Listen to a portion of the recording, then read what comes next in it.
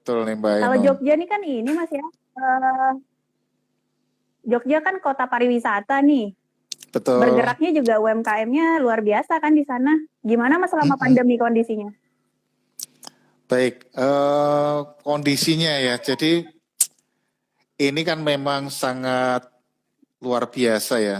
Baru sekali ini terjadi, bahkan mungkin di seluruh dunia ya. Dampaknya Indonesia sih yang paling parah. Krisis moneter, Krismon 98 sempat ngalami nggak ya Mbak Ainun ya? Itu dampaknya tidak separah ini. Mungkin belum ngalami ya. Jadi ada Melewati krisis. hanya tidak sadar Mas. Oh tidak sadar, belum terikat kebutuhan. Iya Baik Mbak Ainun, benar-benar. jadi kalau waktu krisis moneter itu yang terdampak adalah perusahaan-perusahaan yang terkait dengan dolar dan seterusnya gitu ya. Khusus pandemi ini, saat itu akhirnya apa yang terjadi? UMKM ini tetap tumbuh dan survive, jadi tidak ada masalah. Meskipun secara perekonomian nasional terpuruk juga gitu. Cuman kita akan bisa masih melihat teman-teman jualan itu santai. Asal segala sesuatu yang tidak terkait dengan dolar aman begitu. Tapi saat ini semua lini terdampak. Mungkin hanya ada beberapa apa ya istilahnya teman-teman yang di pegawai negeri, tentara polisi atau beberapa profesi lainnya aja yang benar-benar tidak terdampak, tetapi karena saking maraknya, karena ekonomi di Indonesia ini kan semuanya UMKM ini kayaknya nih Mbak Ainun gitu sih. Jogja Betul. khususnya pariwisata sangat sepi. Sempat tempo hari ada himbauan dari gubernur, dari Sultan, itu untuk ayo kita masuk. Cuman untuk memulai masuk ini menjadi ayo siapa dulu nih yang mau masuk. Kampusnya kan banyak sekali. Jogja yang biasa sangat ramai, kos-kosan selalu susah untuk mencari. Mau makan aja hampir di semua tempat ramai sekali begitu. Mahasiswanya. Siswanya masih Tapi di benar Mas. Kalimantan. Betul. Saya setuju sama tadi yang soal 98. Kemarin juga saya sempat kebetulan ada penelitian tentang UMKM juga dan membahas sedikit perbandingan tentang 98 sama yang sekarang nih. Katanya kalau 98 tuh justru UMKM jadi sektor yang paling kuat gitu Mas ya, bertahan karena bahan baku, sifatnya yang mikro gitu, katanya yang paling kuat. Tapi kalau menurut Bank Indonesia justru kalau di pandemi sekarang, sektor UMKM nih yang paling rentan jadinya. Karena itu Betul daya belinya sekali. juga gitu Mas ya. Oke, iya benar. Dan ketika UMKM ini menjadi tidak bisa bergerak atau pergerakannya menjadi sangat terbatas, karena pandemi ini akibatnya sangat besar gitu ya. Karena setuju sekali tadi Indonesia ini pergerakan ekonominya ditopang oleh UMKM. Peredaran uang terbanyak itu memang di situ begitu. Betul. Kalau yang pariwisata tadi Mbak Ainun ya, di pariwisata Jogja ini juga menjadi sepi ya. Meskipun diceritakan pariwisata bangkit, tapi ya 10%-nya saja tidak ada ternyata. Kemarin habis, nggak ada. Dari pariwisatanya ya Pak, Bang ya? Jadi kemarin ada kita diundang untuk pelaku pariwisata Indonesia untuk memaparkan seluruh perwakilan provinsi daerah ada. Itu menyebutkan ketika pariwisata dibuka itu si 40% dan seterusnya. Begitu Mbak Ainun. Kalau di Kalimantan sendiri gimana nih Mbak Ainun? Kan agak ini ya, kalau pariwisata tidak terlalu ini ya. Betul, karena memang sektor yang dominan di Kalimantan Timur khususnya itu kan lebih ke pertambangan dan juga industri ya. Tapi kalau UMKM itu masih belum terlalu besar jumlahnya gitu di Kalimantan Timur sendiri. Tapi Tapi selama pandemi ini sih kalau dari yang saya lihat juga itu sebenarnya pemerintah juga punya fokus, memberikan fokus yang cukup baik kepada sektor UMKM, Mas. Jadi dilihat dari adanya pendanaan, refocusing pendanaan APBD, sampai juga ada ya tadi yang migrasi ke sistem online, jadi ada pembinaan dan lain sebagainya. Itu juga program-program itu sudah ada dari pemerintah. Jadi memang perhatian kepada UMKM juga cukup baik gitu, walaupun bukan sektor utama bagi Kalimantan Timur khususnya. Karena mungkin prinsipnya yang penting survive dulu nih selama ekonomi, karena bagaimanapun kan masyarakat nih terpuruk nih. Jadi bagaimana supaya bisa survive di era ini gitu. Kalau ngelihat sistem online-nya sendiri, Mas, di sana UMKM-nya bagaimana, Mas? Sudah sangat tanggap dengan UMKM kah, atau kondisinya bagaimana untuk sistem online ini UMKM di sana? Oke. Sebagian besar memang sebelum pandemi pun sudah menerapkan sistem online sebenarnya. Terus dengan adanya pandemi ini mau tidak mau mereka dipaksa untuk beronline RIA. Akhirnya kemarin sih dari teman-teman Vkom di Jogja sini pengabdiannya banyak mengarah kepada pembentukan sebuah basis komunikasi digital, komunikasi pemasaran gitu, pemasaran digital untuk mendampingi teman-teman pelaku UMKM di daerah Jogja. Itu Mbak Ainun.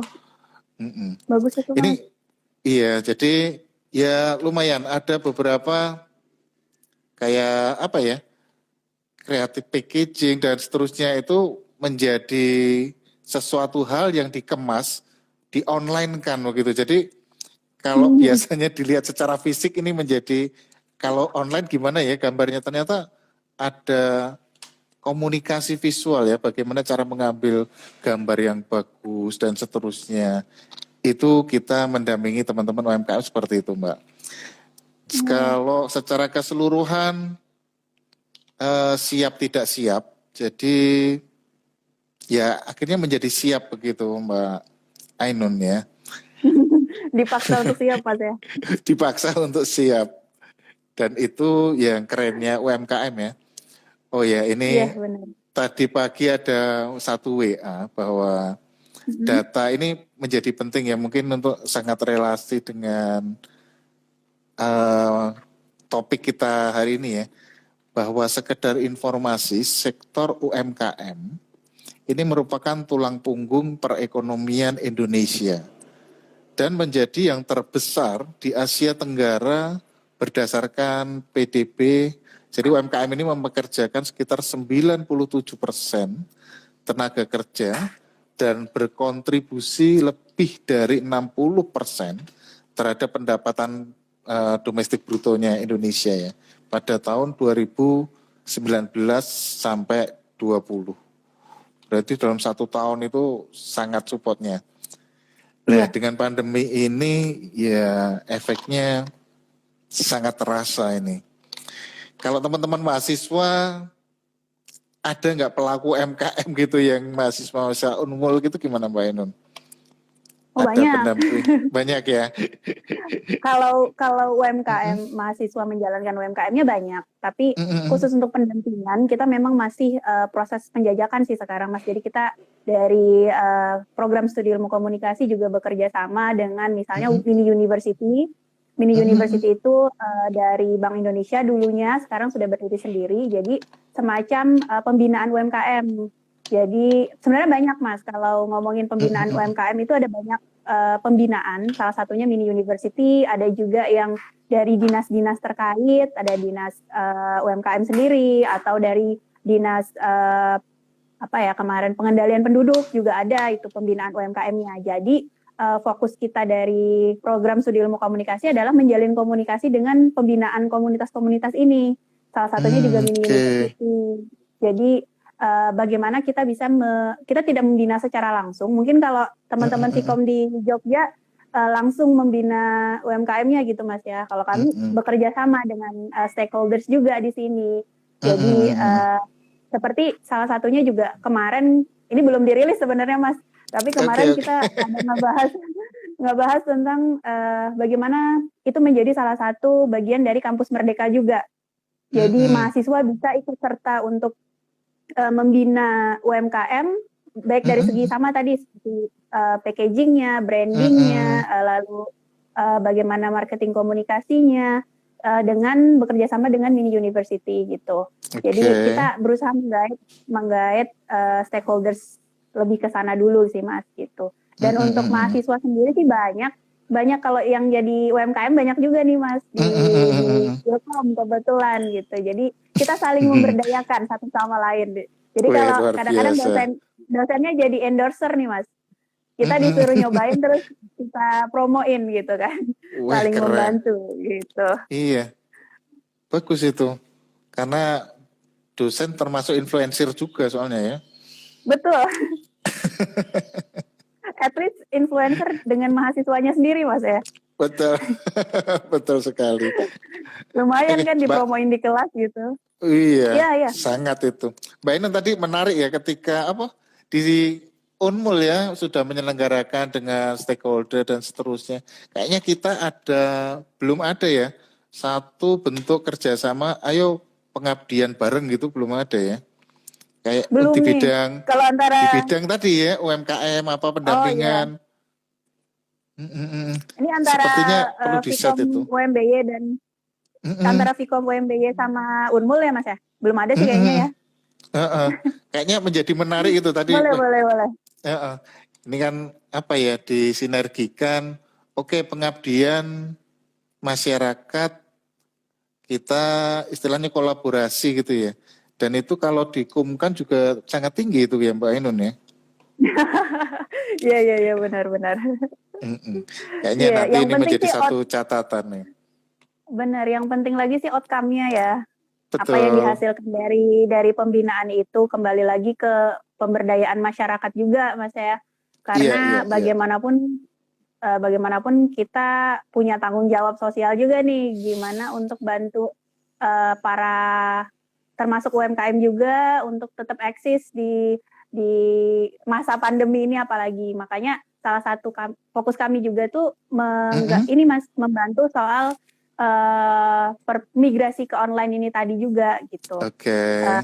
Jadi karena kalau di Jogja kan sudah terbiasa lah ya Mas ya dengan online ini tadi bahkan sebelum pandemi. Bedanya kalau di Samarinda justru masih meraba-raba nih Mas.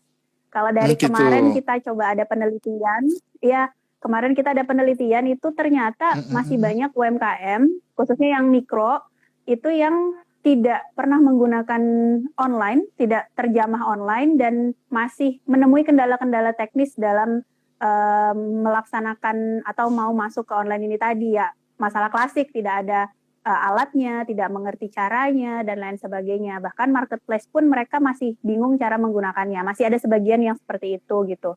Jadi itulah fungsinya kita menggait pembina-pembina mereka langsung yang memang sudah terbiasa, sudah menjalin komunikasi lebih lama stakeholders kita supaya pembelajaran online atau marketing online ini bisa lebih mudah disampaikan gitu juga sih Mas.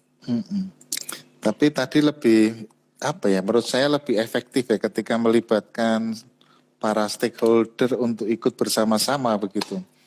Karena kalau temanya adalah menyelamatkan UMKM, sebenarnya ya tidak bisa kalau dari sisi, ayo diperbaiki dari sisi komunikasinya saja, ternyata kan tidak.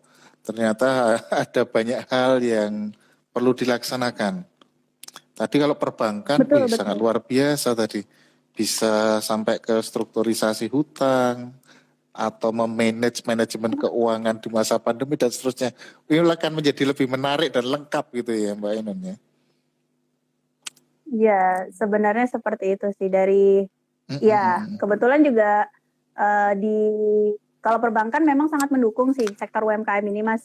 Baik itu dari perbankan daerah maupun dari Bank Indonesianya juga, setahu saya juga sangat mendukung gitu. Makanya terbuka sebenarnya kesempatan partnership kita. Jadi kita bisa support dari segi komunikasinya, sementara perbankan support dari segi modal mungkin, atau dari segi pemasarannya yang membangun pasarnya dan lain sebagainya. Jadi kolaborasi jatuhnya Mas.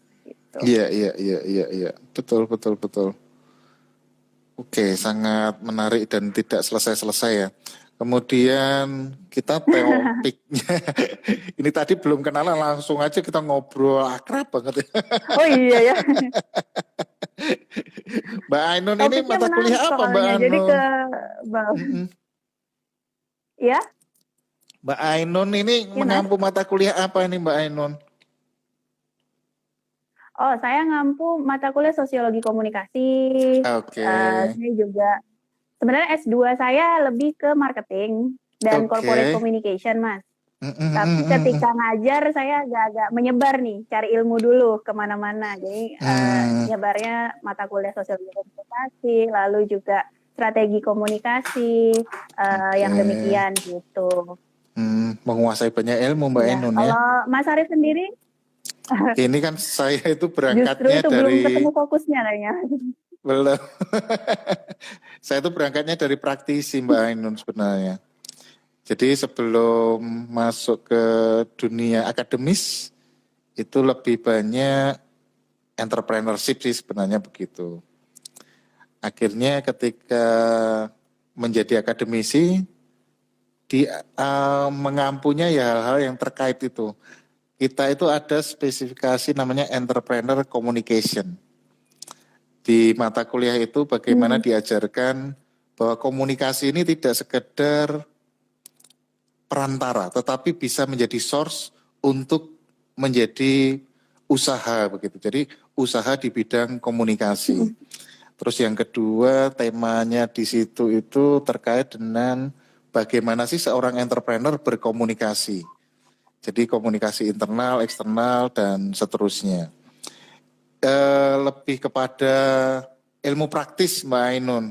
Selain juga diminta mengampu teori komunikasi sebenarnya. Tapi saya lebih senang ke yang Wah, luar praktis-praktis biasa. tadi. Gitu Mbak Ainun. Oh iya, sama berarti Mas Arif. Saya juga berangkatnya dari praktisi sebenarnya. Oke, ya pas ini. Makanya pelaku Saya juga, pengusaha juga iya. kayaknya nih.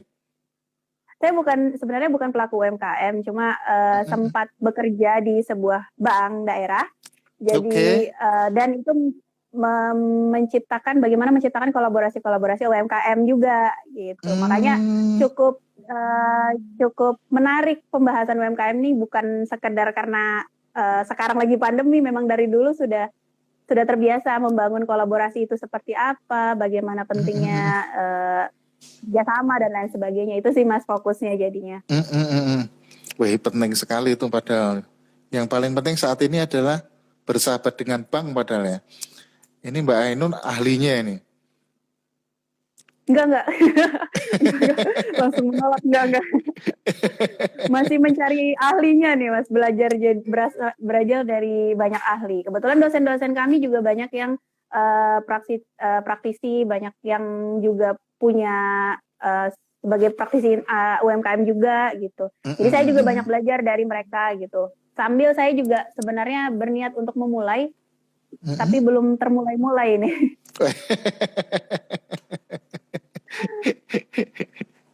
Pada prinsipnya mulai dulu nanti pasti ada masalah gitu katanya. Ini Iya, kalau dipikirnya teorinya nanti gitu. aja ya Mas. Teorinya gitu sih. Padahal kalau sudah ngerti ya mosok menuju kegagalan kan enggak gitu. Iya, benar-benar. Di setup dulu, faktor resiko diperhitungkan dan seterusnya. Mm-mm. Betul. Mau usaha di bidang apa ini kalau boleh tahu Mbak Ainun? Biasa Mas, yang paling gampang aja F&B. F&B. F&B di bidang apa nih produksinya, packagingnya, deliverynya, atau Nah home itu karena home masih kitchen? menjajaki masih menjajaki pembuat. Saya sebenarnya ingin bikin brand sendiri Mas, kalau saya pribadi ya. Saya ingin Oke. bikin brand sendiri, makanan yang bisa berdiri sendiri seperti itu. Tapi belajar dari teman-teman yang lain, ternyata taktik menjadi UMKM itu juga, menjadi entrepreneur itu juga tidak harus punya brand sendiri. Bisa jadi kita juga misalnya ngambil bahan atau ngambil produk dari yang lain, kita packaging, repackage atau bahasanya kita kemas ulang dengan brand kita. Jadi produknya tidak perlu kita produksi sendiri gitu kan ya. Betul. Tapi kita bisa ngambil bisa. produk dari misalnya pengrajin atau produsen-produsen di daerah-daerah yang belum memahami packaging itu tadi, kita beli, kita brand sendiri dan kita jual dengan brand kita, itu juga bisa ternyata ya Mas ya. Betul sekali. Jadi lebih kepada mau membuat itu ya, makanan, produksi makanan, atau tidak memproduksi, hanya mengemas ulang begitu ya Mbak Ainun ya. Iya benar. Tapi kalau bicara tentang brand Mas, tentang brand, kalau berdasarkan Mas kan banyak pengalaman nih sebagai praktisi UMKM juga. Kalau brand sendiri itu tuh bagaimana pentingnya bagi sebuah unit bisnis UMKM ini sendiri Mas? Baik, ini versi mungkin tidak terlalu akademis ya, hanya berdasarkan apa yang saya tahu mungkin gitu ya, pendapat personal. Karena kalau perlu dikaji lebih dalam mungkin kurang nih waktunya. Begitu. Apakah penting UMKM ini memiliki brand sendiri? Bisa dikatakan penting atau tidak penting. Kalau basic dari sebuah usaha ini kan bagaimana dia bertahan dulu kalau kondisi di saat ini. Setelah bertahan, bagaimana dia berkembang. Apakah brand menjadi penting? Brand akan menjadi penting dengan sendirinya mengikuti besar kecilnya. Dan brand ini bisa menambah nilai jual dan bisa berpengaruh pada pengembangan bisnis ke depannya. Jadi kalau Mbak Ainun tadi misalkan, wah saya pengen punya brand sendiri. Ini sebenarnya konsep yang diusung sama Mbak Ainun ini adalah sesuatu hal yang besar begitu. Tidak hanya sekedar oke lah saya punya usaha gitu, tidak. Tetapi konsepnya adalah usaha saya pasti akan besar nantinya begitu. Kemudian selain itu brand ini juga akan bisa mempertahankan sebuah usaha atau bisnis ini lebih lama. Maksudnya apa? Karena pasar itu akan mengenalinya, apalagi brand yang unik dan seterusnya. Terus apa lagi ya? Karena ketika usaha besar kita itu akan mau tidak mau ada spesifikasi khusus yang membedakan kita dengan usaha sejenis yang lain.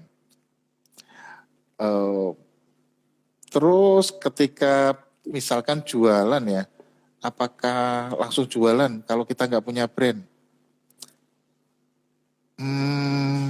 Konsepnya adalah tadi setapannya ya. Kalau setapannya pengen besar ya sebaiknya kita setup dari brand, dari nama gitu Mbak Ainun. Ini kalau konsepnya yang diusung saja. Jadi apakah ini hanya sekedar mempunyai usaha untuk bertahan hidup atau mempunyai usaha untuk menjadi besar dan bisa memberikan penghidupan buat yang lainnya. Mungkin ini sebuah konsep, dua konsep yang berbeda yang akhirnya ini personal opinion ya. Apakah brand ini menjadi penting atau tidak penting? Itu menurut saya Mbak Ainun. Kalau Mbak Ainun sendiri sebenarnya sudah punya insight ini kayaknya nih. Brandnya seperti apa gitu sudah punya insight ini. Gimana ini kalau dari Mbak Ainun?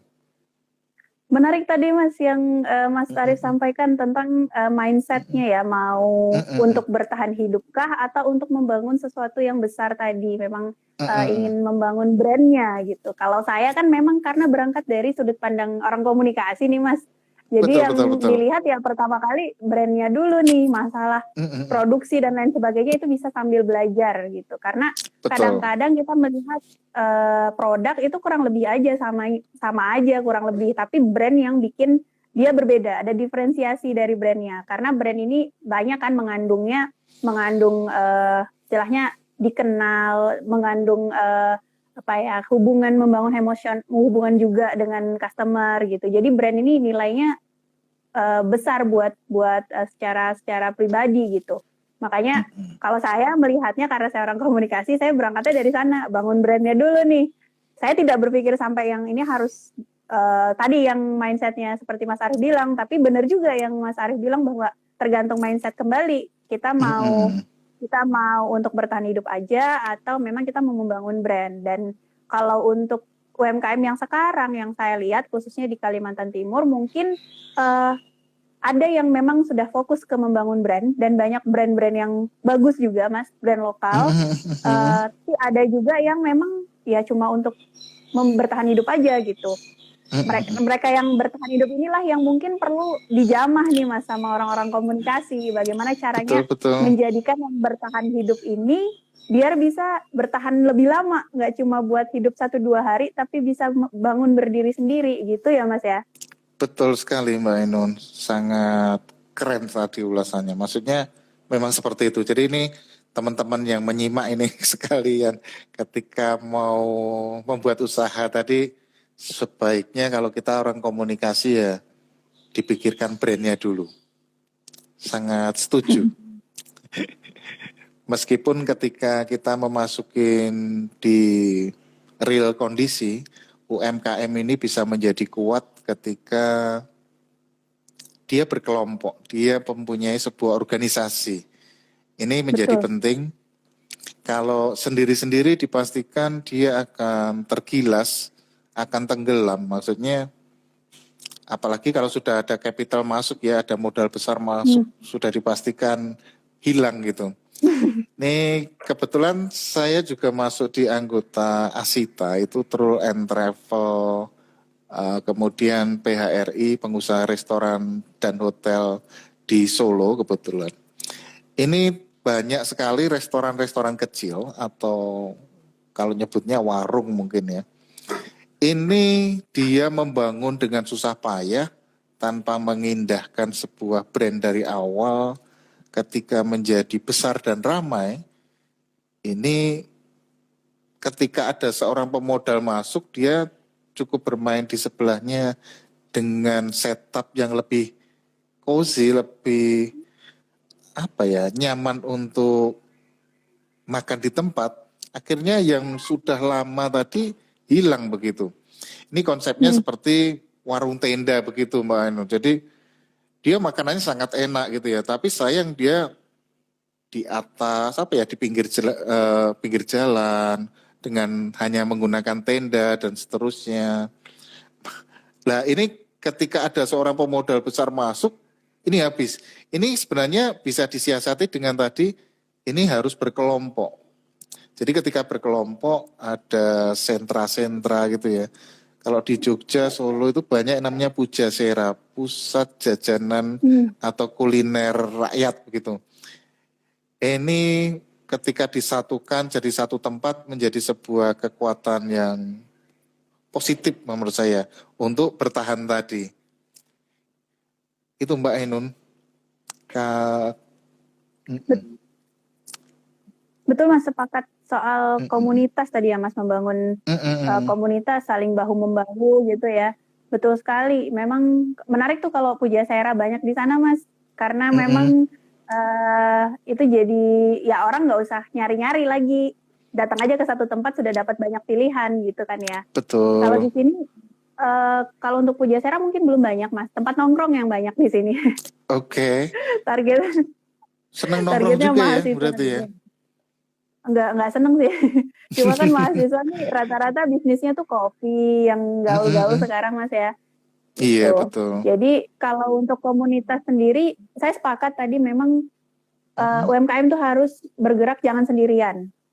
Kekuatan komunitas itu sangat bisa membantu menyemangati, membantu jual beli juga, membantu saling belajar gitu. Itu yang saya pelajarin dari komunitas-komunitas yang dibangun oleh stakeholders kami tadi Mas, baik itu university atau dari dinas UMKM dan lain sebagainya. Karena salah satunya juga karena kebetulan saya kemarin penelitian online, jadi saya tanya gimana caranya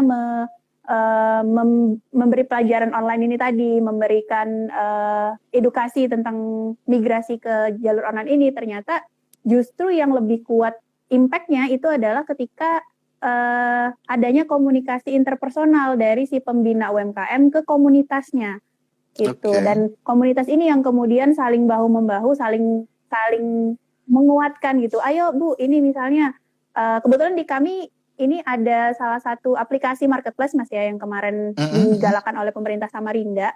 Nah, jadi saling membantu nih akhirnya pejuang-pejuang UMKM ini saling membantu. Bu, ini caranya mengupload foto seperti ini. Ini harus sering ini saling mengingatkan antara mitra-mitra UMKM itu sendiri gitu. Jadi kekuatan komunitas ini memang luar biasa sih Mas. Tidak hanya offline kayak Puja Sera tadi, juga bagaimana membangun lingkungan yang saling menguatkan itu tadi gitu.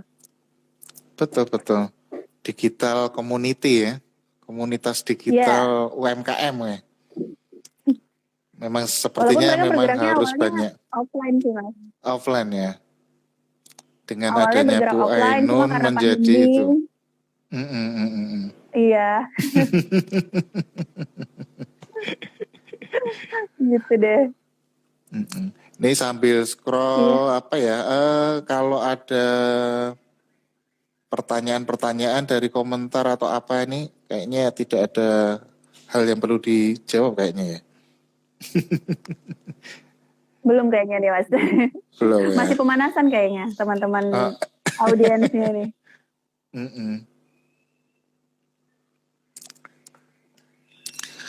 Khusus kuliner ya, kuliner ini industri yang cukup tricky ya, maksudnya kalau besar ya, ini terutama kalau di daerah Jogja dan Solo ini terkenal dengan istilah kuburan kuliner, gitu Mbak Ainun. Jadi ini sharing yang terjadi.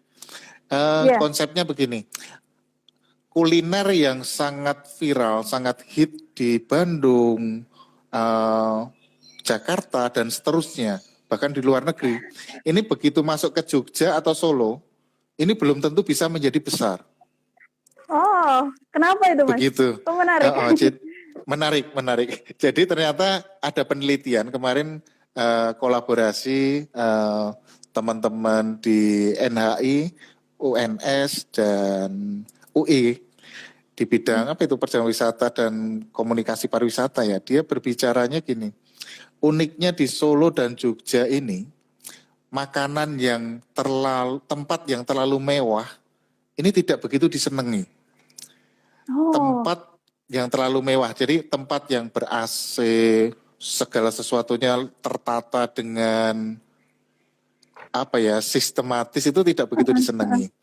Terus hal kedua yang tidak disenangi lagi adalah tempat yang sepi dipastikan akan bertambah sepi. Jadi makanya sering ya pakai endorse, ayo datang dulu yang penting ramai gitu.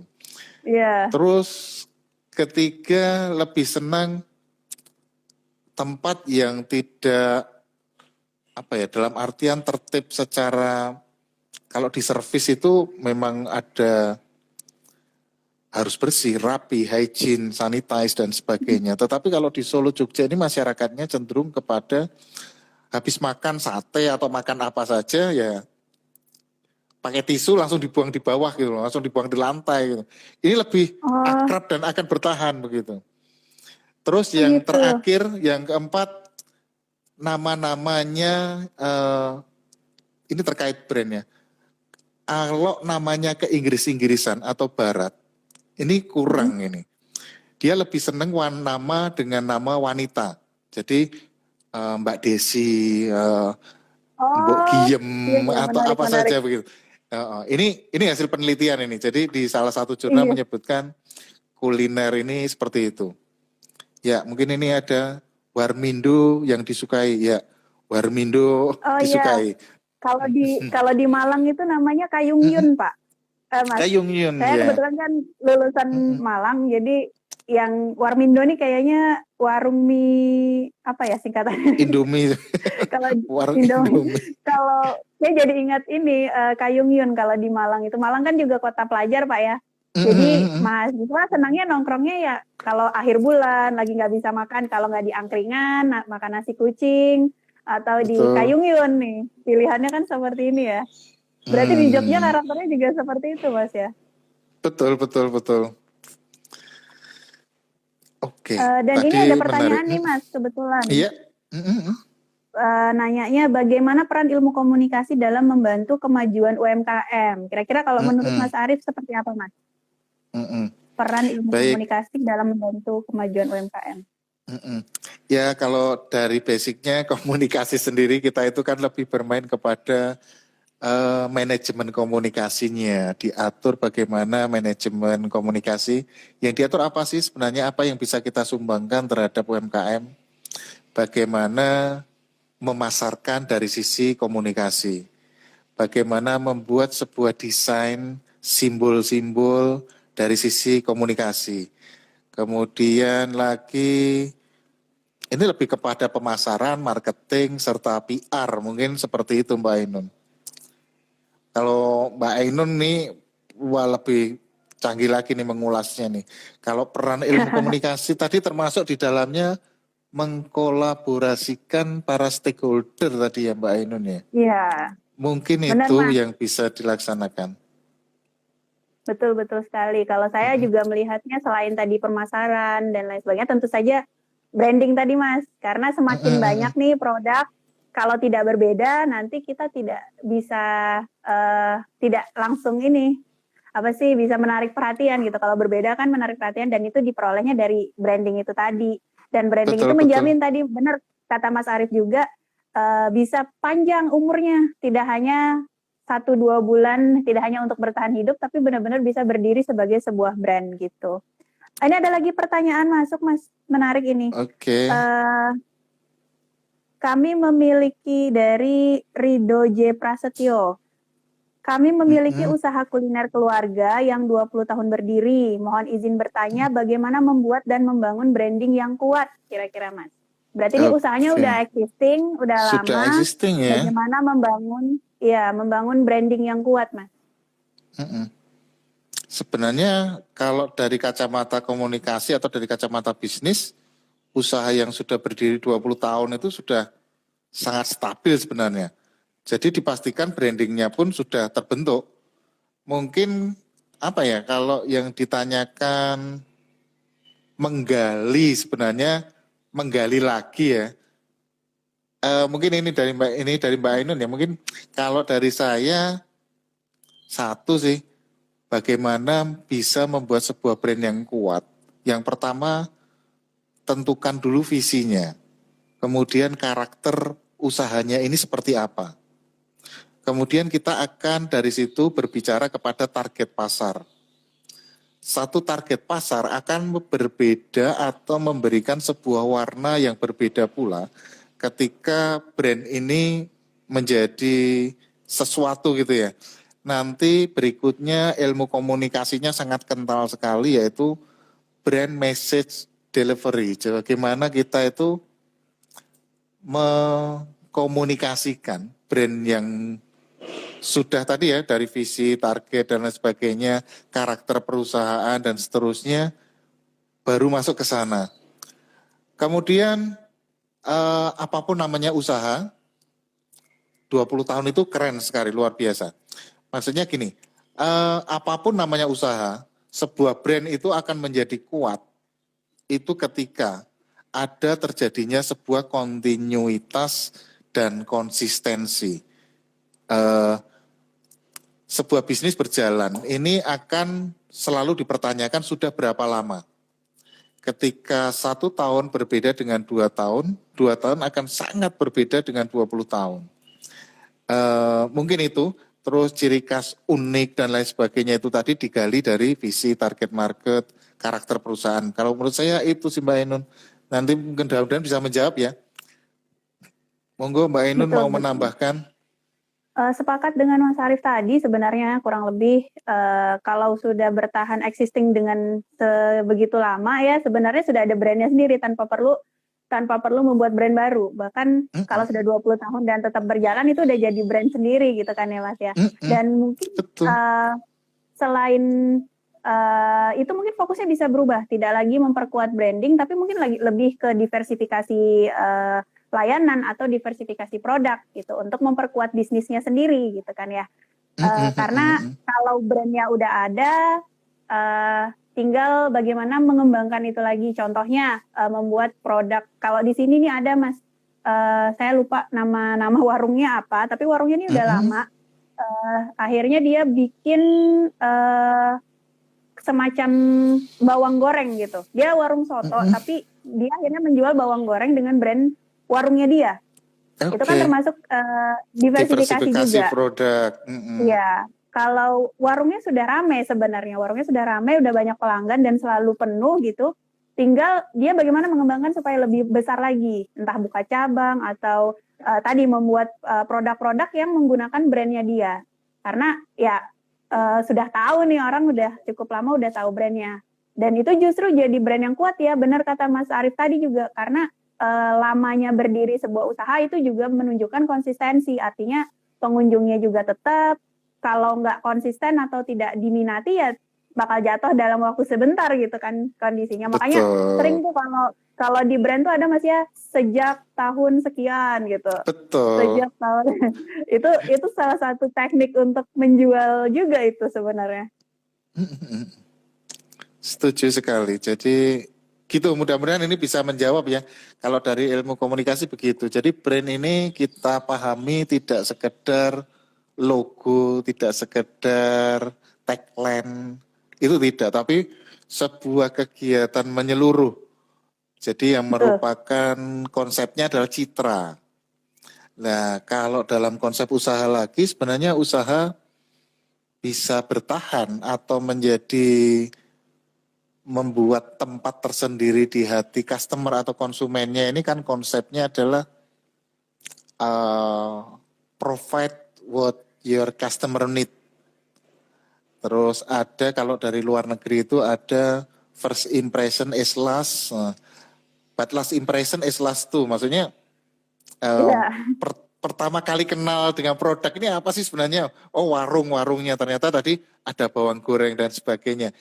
Ini menjadi sebuah efek ya, maksudnya menginternalisasi sebuah brand. Maksudnya kuatnya brand ini kan tidak sekedar memberitakan, oh warung makan kuliner yang enak di sana, tidak. Tetapi lebih kalau di tingkat yang lebih lagi itu kan sebagai mereka pembelaan terhadap misalkan ada, wah di sana laris mungkin pakai ilmu sihir misalkan gitu. Wah ini langsung dia bangkit rasa pembelaannya begitu. Jadi kalau kuat tidak kuatnya ini nanti ada beberapa parameter ya. Jadi seberapa kuat brand ini dipahami oleh customernya begitu. So 20 tahun sangat keren. Kalau pengen lebih kuat ya sekali waktu diajak namanya customer dialog atau apa, yaitu untuk menggali sebenarnya apa sih keinginannya customer. Whenever you provide what your customer need, itu udah meng-create sebuah brand yang akan sangat luar biasa. Itu tambahannya Mbak Ainun. Lebih ke mempertahankan customer juga Mas ya. Karena bisa jadi customer yang jadi langganan 10 tahun lalu beda nih sama customer yang sekarang. Berarti kita harus bisa jadi, gimana kita menjaga customer yang baru-baru ini tadi, menggait juga untuk tetap jadi customer loyal kita gitu ya. Betul. Tapi ada satu Mas yang menarik juga kalau bicara usaha yang existing ini tadi. Karena ada satu contoh, kebetulan usaha di Kota Samarinda juga. Ini usaha juga udah lama, saya lupa, saya nggak tahu dari kapannya, tapi dulu tuh tidak di branding Mas. Dulu ya biasalah jualan dan lain sebagainya, tapi ketika sudah berubah jadi di brandingnya lebih bagus, lebih cantik gitu. Kita sebagai orang komunikasi juga senang ngelihatnya, tetapi kualitasnya berubah. Karena mungkin perbedaan generasi tadi Mas ya, generasi anaknya mungkin yang meneruskan gitu, akhirnya brandingnya jalan tapi kualitasnya tuh berubah gitu. Dan akhirnya komentar customer itu bagus sih, tapi rasanya beda nih, misalnya seperti itu. Itu bagaimana Mas ya kita caranya untuk mempertahankan jatuhnya begitu? Iya. Ini menarik ya, ini termasuk salah satu kajian dulu yang saya dalami. Jadi kalau di Solo ini kan banyak sekali para Solo Jogja ya pengusaha. Usaha ini usaha kecil menengah dilaksanakan secara turun-menurun. Mungkin 20 tahun seperti ini itu juga warisan ya. Dari eyangnya turun ke orang tuanya, kemudian masuk ke generasi ketiga. Biasanya di generasi ketiga inilah yang menyebabkan em, atau mulai terlihat ini menurun baik secara omset, menurun secara pengakuan dan seterusnya. Mungkin kalau dari hasil apa yang pernah saya laksanakan dulu penelitian ini banyak faktor sebenarnya. Satu, pelaku usaha yang semakin banyak. Kemudian yang kedua, selera pasar itu sudah berubah. Kemudian tidak adanya jiwa. Jiwa ini apa ya? Lakukan dengan sepenuh hati begitu. Jadi ketika bapak-bapak kita atau eyang-eyang kita itu melaksanakannya itu membangun usaha misalkan batik dan sebagainya ini dengan hati gitu ya. Mereka tidak mengejar sebuah kondisi target atau waktu. Jadi misalkan membuat sebuah batik ini bisa dikerjakan selama 3 bulan, 40 hari, bahkan 1 tahun gitu ya. Ini hanya untuk satu produk, hasilnya akan sangat luar biasa sekali. Ketika di era modern hal ini ternyata tidak bisa dilaksanakan. Ada sebuah kondisi pasar yang menuntut ketersediaan produk. Kalau tidak cepat saya akan ambil dari tempat lain dan seterusnya. Akhirnya hasilnya pun secara kualitas menurun. Nah ini tadi beberapa hal, jadi ingat ini Mbak Ainun, maksudnya ini pernah menjadi topik penelitian saya gitu Mbak Ainun.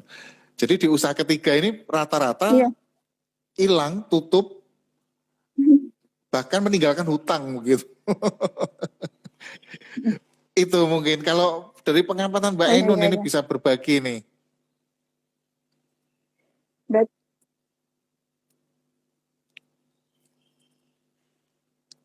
Berarti kembali lagi ke konsistensi tadi, Mas ya.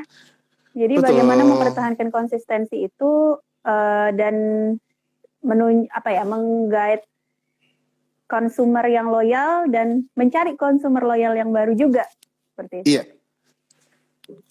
Kalau ada salah satu solusi yang disampaikan kemarin ini ada itu pertanyaan adalah lagi nih Mas. Oh ya, oke. Oh ya. Apa? Silakan lanjut. Nggak apa-apa, lanjut aja Mas, lanjut. Oh ya, siap. Enggak, itu salah satu solusinya kemarin. Nggak apa-apa, tadi delay, jadi saya kira delay lagi ya. ini. Oke. Bagaimana ketika sebuah usaha ini diturunkan, tetapi customer ini juga wajib diturunkan. Jadi ini membuat sebuah brand bahwa ini tuh apa ya, misalkan produk kuliner atau sarung atau apa saja lah. Ini kalau yang di sini tadi dibahas kuliner ya selama 20 tahun misalkan ayam goreng misalkan. Ayam goreng ini adalah dari eyangnya kemudian turun ke orang tua gitu, terus masuk ke kita generasi ketiga misalkan. Di pihak customer pun seharusnya juga terlaksana seperti itu. Jadi apa ya, selera yang diwariskan atau pembelaan terhadap sebuah produk yang diwariskan. Ini bagaimana? Jadi ada beberapa agenda. Kemarin itu salah satunya bagaimana customer engage, bagaimana membangun sebuah hubungan relationship dengan para pelanggan untuk menjaga eksistensi ini. Akhirnya apa? Ada kayak penghargaan, sudah berlangganan di sini selama, terus diberikan sebuah kayak pin berupa gimmick-gimmick marketing PR gitu ya. Oh. Ini akhirnya putra-putrinya ini dengan bangga juga ikut masuk ke sana begitu. Mendeklarkan diri, oh ini udah dari dulu-dulu dan seterusnya. Mungkin itu Mbak Ainun tadi tambahannya. Kalau apa yang harus Menarik Mas soal disiasati ya? customer engagement ya tadi ya. Betul. Betul. Customer engagement itu yang mungkin untuk UMKM belum terfokus ke sana gitu. Fokusnya lebih ke bagaimana mengembangkan bisnis, bagaimana mengembangkan pasar, tapi yang customer engagement-nya justru kadangkala nih suka di skip aja gitu, tidak terlalu difikirkan. Padahal Betul. itu juga salah satu penting juga untuk mempertahankan bisnis Mas ya. Ya, Iya. sepakat sekali Mas. Dan itu ternyata ini temanya kita, maksudnya teman-teman komunikasi banget begitu. Customer engagement ini adalah sesuatu hal yang mungkin bisa, apa sih dari ilmu komunikasi yang bisa kita sumbangkan, support kepada teman-teman pelaku UMKM. Mungkin salah satunya ini tadi ada tambahan berupa customer engagement, mungkin itu Mbak Ainun. Betul, betul. Ada pertanyaan lagi Mbak Ainun? Iya ada nih Mas. Dari Ibu Risangiwan. Iya, Saya tuh nggak saya bisa kurang tahu ini baca ibu sampai atau sini. bapak ya. Saya nggak tahu nih ibu atau bapak, mohon maaf. Risangiwan Fadilah username-nya. Pertanyaannya gini Mas, kita mengenal undang-undang tentang perlindungan konsumen. Secara normatif ada, tapi seringkali mudah untuk dikesampingkan. Bagaimana mengembangkan sistem bisnis namun tidak melepaskan aspek ini? Menarik nih Mas pertanyaannya. Monggo Mbak Ainun mungkin mau dari, kalau saya nanti jawab terus kasihan Mbak Ainun. Jadi moderator nanti di sini. Saya menambah-nambahin aja Mas. Oh iya. Konsumen ya. Kalau ngomong undang-undang perlindungan konsumen itu kalau tidak salah itu tahun 99, undang-undang nomor 8. Tapi kaitannya adalah lebih berbicara kepada hak konsumen, bagaimana dia memberi produk atau barang itu ada sebuah perlindungan. Nah, kalau pelaku UMKM-nya itu ada sebuah konsekuensi hukum dan logis ketika ada undang-undang, ini kalau tidak salah ya nanti mau dicek ya, itu nomor 899 itu kaitannya adalah kalau kita membuat sesuatu tanpa dinkes, biasanya UMKM kan mengabaikan seperti itu ya. Makanya saat ini sekarang kita sudah bagaimana hygiene-nya, sanitasinya, dan seterusnya. Itu nanti kita ada sebuah konsekuensi ketika misalkan makanan ini berjamur, racun, sampai ke hal yang sangat seperti itu, arahannya adalah kita kena. Maksudnya kita kena itu pelaku UMKM ini ikut bertanggung jawab, karena secara moral pun kita juga tidak bisa lepas dari hal tersebut, dalam artian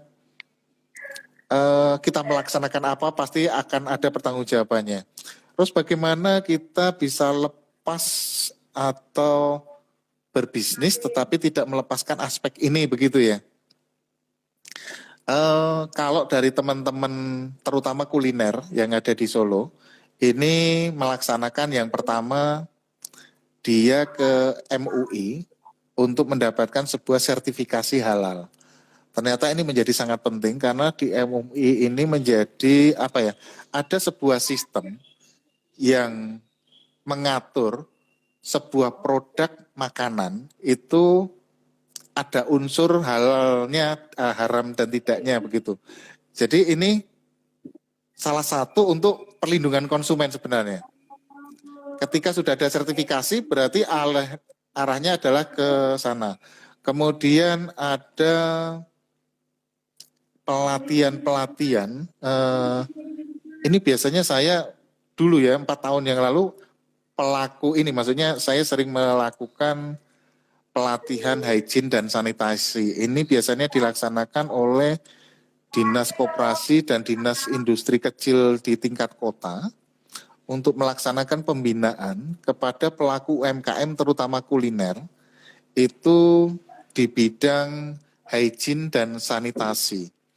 Bagaimana memprepare makanan, bagaimana storage-nya, bagaimana ada sebuah sistem FIFO, first in, first out, kemudian pengelolaannya biar tidak kena salmonella dan seterusnya. Begitu salah satu materi-materi yang diajarkan.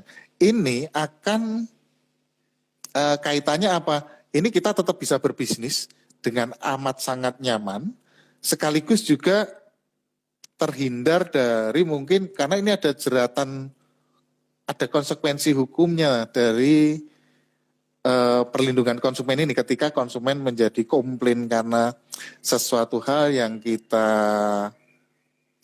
displaykan atau kita tawarkan. Mungkin itu Mbak Ainun. Ini saya coba ngecek lagi ya, nomor tahun 99 sih perlindungan konsumen itu kalau nggak salah. Iya, itu menarik, informasi baru juga buat saya, Mas, karena saya belum sampai ke sana sebenarnya. Tapi kalau dari sisi bagaimana, kalau pertanyaannya bagaimana mengembangkan sistem bisnis namun tidak melepaskan aspek ini, pertama kita lihat dari dua sisi sih, Mas. Pertama dari sisi pengawasan, yang kedua dari sisi pengembangan komunitas tadi juga.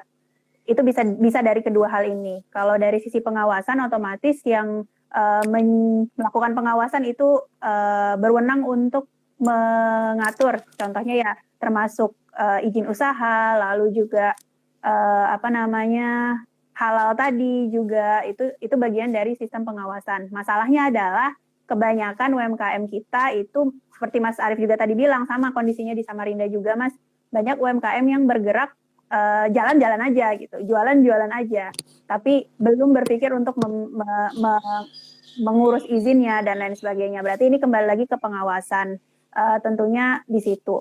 Yang kedua, kalau dari sisi komunitas juga kebetulan ketika UMKM itu bergabung ke dalam komunitas UMKM, contoh seperti kami partnership dengan Mini University atau komunitas-komunitas dari stakeholders yang dinas-dinas yang. Halo Mbak Ainun. Maaf, ini tadi trouble internetnya kayaknya. Gangguan koneksi nih sepertinya. Ya, monggo Mbak Ainun dilanjutkan. Oh iya. Apa Mas? Sampai mana ya tadi kita? Sampai apa ya? Tadi terakhir kita membahas tentang ini Mas, perlindungan konsumen, bagaimana bentuknya undang-undang perlindungan konsumen ya.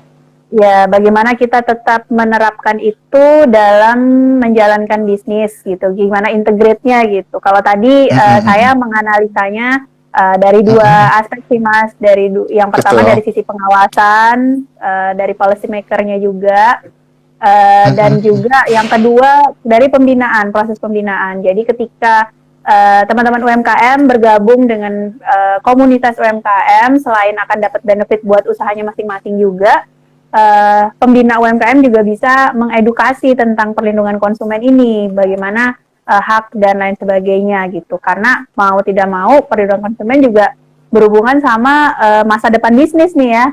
Kalau misalkan tidak diperhatikan juga akan mungkin di kemudian hari bisa menimbulkan masalah juga gitu. Itu sih Mas, cuma ya masalah utamanya tentang perlindungan konsumen ini sih bagaimana kita mengedukasi terlebih dahulu Mas, bagi khususnya untuk usaha mikro kecil ini, karena setahu saya juga masih banyak yang bergerak sendiri, jualan yang penting, apalagi sistem online nih Mas ya, yang penting punya akun WhatsApp, punya akun Instagram, udah jualan aja gitu, tanpa mungkin melalui prosedur bisnis yang sesuai aturan gitu. Gimana menurut Mas Arief nih? Sangat oke. Tapi mungkin tadi ada tambahannya, melaksanakan kegiatan ini tanpa bingung. Sebenarnya kalau pelaku UMKM sendiri itu juga ada undang-undang khususnya. Jadi undang-undang khusus UMKM. Ini hampir setiap tahun ada lagi perbaruan-perbaruan di mana teman-teman pelaku UMKM ini tetap bisa melaksanakan usahanya.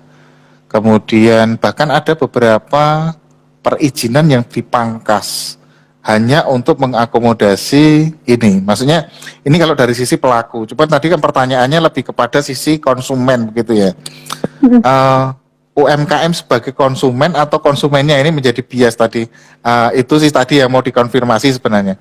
Tapi kalau undang-undang UMKM itu menjamin kebebasan pelaku UMKM, termasuk memberikan keringanan biaya, memberikan kebebasan perizinan, kemudian ada ketentuan terkait penyelenggaraan, kemudian koordinasi, ikut kepada sebuah induk komunitas, kemudian dan seterusnya itu ada diatur di undang-undang UMKM tersebut.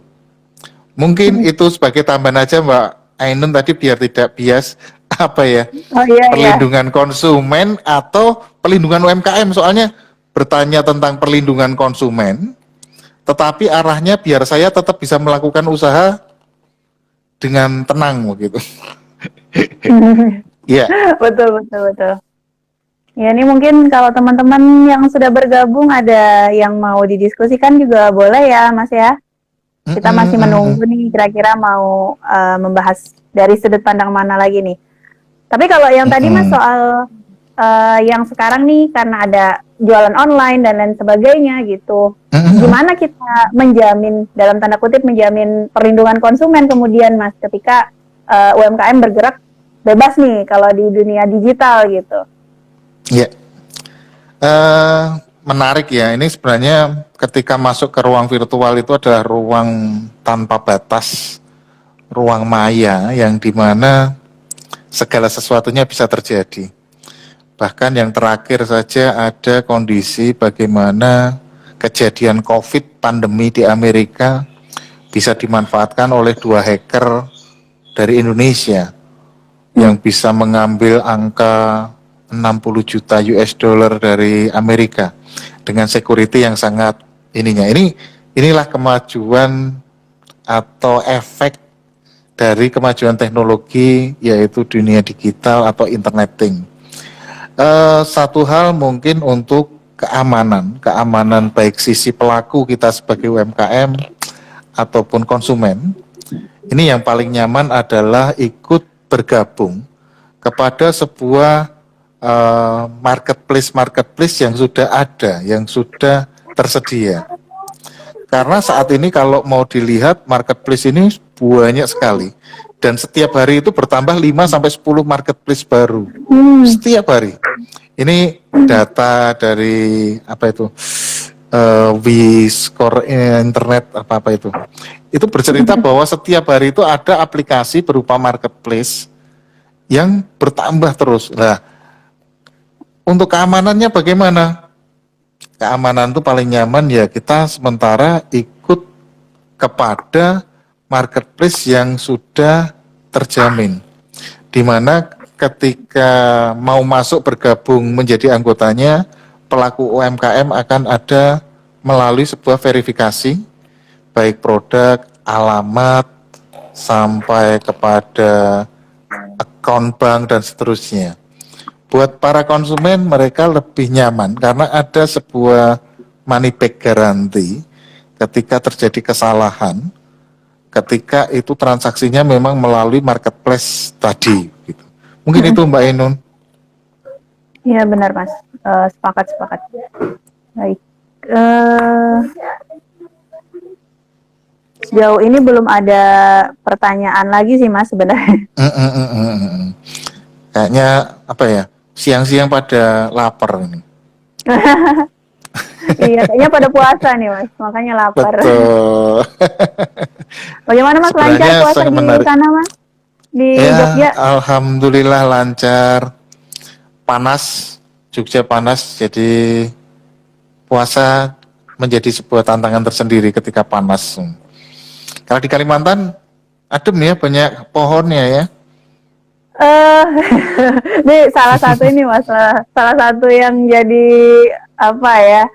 Kalau Kalimantan tuh pasti banyak hutan dan lain sebagainya tuh ya. Padahal sebenarnya kita di kota yang cukup cukup crowded sebenarnya Mas. Kalau Samarinda sendiri gitu. Dan padat penduduk juga, panas juga gitu. Karena kebetulan kan di garis khatulistiwa nih, jadi panasnya tepat di atas kita nih Mas. Pas ya. Seperti itu.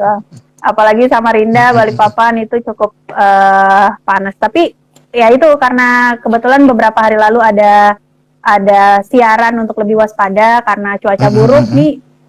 Cuacanya di luar nih agak mendung-mendung panas galau gitu, Mas. Oke. Baik, mungkin tadi ada beberapa PR yang akan kita laksanakan nanti ke depannya Mbak Ainun ya. Kolaborasi, Boleh, ya. pengabdian masyarakat, Vkom di sini, UMBY dengan di Unmul, prodi komunikasinya bisa berkolaborasi, pengabdian masyarakat bersama. Mungkin satu dilaksanakan atau dilaksanakan di Kalimantan, kemudian sebagian di Jogja dan seterusnya. Nanti kayaknya masuk ke hal-hal teknis berikutnya. Ini sangat menarik soalnya. Benar. Betul. Karena di Kalimantan apa ya, unit usahanya ini kan sangat khas, sangat unik. Sementara di Jogja susah untuk menemukan hal-hal yang seperti itu. Ini keren, bisa kolaborasi sampai apa ya, bersama-sama dan sebagainya. Menarik. Sebaliknya dari Samarinda juga bisa belajar Mas dari Jogja, karena Jogja kayaknya sudah lebih terbangun nih. Pasar UMKM-nya sudah sangat kuat sampai bisa. Tadi saya menarik sekali penelitian yang tadi Mas tentang karakter masyarakat Jogja. Kalau di sini ya Mas sebenarnya belum penelitian, cuma ada semacam anekdot gitu bahwa orang Samarinda nih hobinya jajan. Tapi di kota lain, contohlah Balikpapan itu orangnya nggak terlalu suka jajan, nggak terlalu suka nongkrong gitu. Tapi anekdot aja, belum ada penelitiannya nih Mas.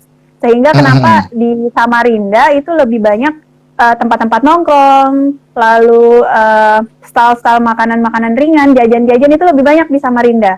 Dan orang-orang dari kota-kota sekitar seperti Balikpapan dan Tenggarong itu datangnya ke Samarinda buat nongkrong, buat menikmati hiburan seperti itu.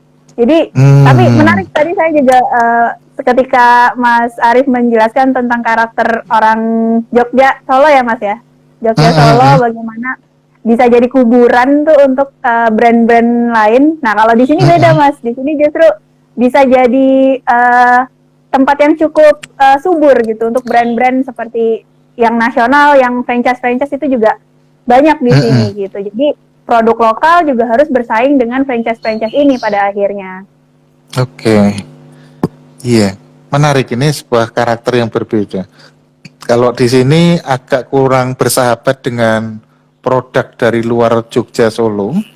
Kalau di Kalimantan tadi malah sangat welcome dan produk lokal malah harus bersaing dengan segenap tenaga gitu ya, untuk bersaing dengan para pendatang gitu. Bisa nanti kita penelitian soal ini Mas ya. Penelitian soal karakter konsumen nih, menarik loh Mas. Bagaimana orang Samarinda dan orang Jogja gitu kan Mas. Ditunggu itu Mbak Ainun. Kolaborasi kita ya. Iya. Iya, baik. Nih, tadi saya dapat pesan dari Mas Odi. Mas Odi, ini nanti seperti apa, sampai berapa lama? Ya, 40-30 menit sampai 1 jaman ini ternyata kita nggak sadari lama ini, termasuk lama. Oh iya, lama tadi Mas. Saking asiknya nih. Iya, menarik banget soalnya pembicaraan UMKM ini Mas. Luas sekali yang bisa kita sentuh nih ya. Betul, dan ini pun belum semuanya ternyata. Masih banyak hal-hal yang apa ya, belum kita diskuskan tadi ya. UMKM, apalagi sampai ke UMKM jenisnya dan seterusnya, karakter konsumennya, Jogja dengan Kalimantan dan seterusnya. Kayaknya perlu sesi 1 hari full gitu kayaknya Mbak Ainun ya. Betul, banyak insight baru nih Mas, saya sendiri. Terima kasih sekali Mas Arif sudah berbagi ilmu, berbagi pengetahuan, berbagi pengalaman, khususnya sama saya dan juga mungkin buat audiens di sini juga. Terima kasih sekali. Mbak Ainun, terima kasih sekali tadi, jadi lebih paham sedikit banyak. Wah, seperti ini gambaran UMKM yang terjadi di Kalimantan. Ini merupakan sebuah ilmu, share informasi yang sangat berguna, bermanfaat buat kita. Terima kasih. Ini direkam Sama-sama, dan Mas. nanti akan bisa dilihat terus begitu hasil rekamannya. Oh, Mungkin siap. untuk teman-teman teman-teman yang lain, kalau mungkin masih ada hal-hal yang ingin didiskusikan atau ada pendapat lain, karena kan kita di sini baik saya Mbak Ainun ini juga tidak mutlak pendapatnya harus bisa dijalankan seperti ini, karena temuan di lapangan terkadang sangat jauh dari kita itu berbicaranya di tataran teori sebenarnya. Ketika berada di fakta, karena UMKM ini menyentuhnya adalah kenyataan di lapangan. Ini mungkin berbeda. Betul. Ini bisa disampaikan nanti gitu ya Mbak Ainun ya. Bisa disampaikan lewat Instagramnya komunikasi Unmul atau komunikasi UMB. Nanti insya Allah saya atau Mbak Ainun akan menyiapkan jawaban kita gitu ya Mbak Ainun ya. Siap, insya Allah. Mungkin gitu Mbak Ainun, kita akhiri live Instagram bersama siang hari ini. Semoga memberikan manfaat. Satu yang pasti kalau buat pribadi sangat bermanfaat sekali tadi informasinya yang disampaikan Mbak Ainun. Bagi saya juga. Kemudian untuk teman-teman yang bergabung maupun nanti yang menyaksikan tayangan tundanya di Instagram Story, bisa bermanfaat apa yang kita sampaikan pada siang hari ini. Mungkin begitu Mbak Ainun. Siap. Saya dipersilahkan Mbak Ainun untuk menutup mungkin dengan doa buka bersama atau apa. Masih lama, Mas. Masih 2-3 jam lagi di Samarinda nih. Oke. Sama. Terima kasih sekali lagi Mas Arief dan juga rekan-rekan Vkom UMBY. Semoga bisa bermanfaat buat kita semua dan semoga ada next chapter ya Mas ya. Kita bisa bahas ini lebih banyak lagi gitu. Dinantikan Mbak Ainun, terima kasih. Iya. Mungkin gitu aja ya. Dadah gitu. Mas. Assalamualaikum warahmatullahi wabarakatuh. Waalaikumsalam warahmatullahi wabarakatuh. Terima kasih. Salam sehat seterusnya buat teman-teman. Iya.